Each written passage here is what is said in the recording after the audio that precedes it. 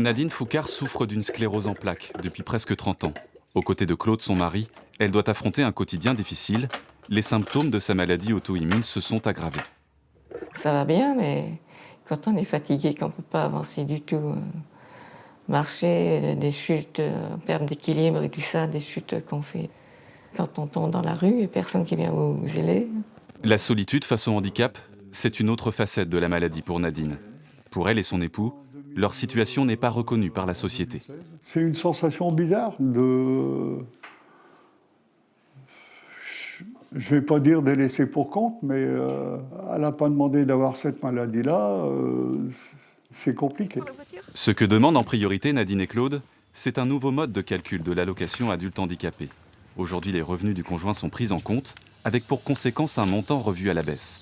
Alors même que la maladie entraîne des dépenses incompressibles. Pour ce siège pivotant, il leur a fallu débourser 5 000 €. C'est pas facile pour elle de monter, de descendre de voiture. Donc avec ça, ça lui facilite grandement la vie.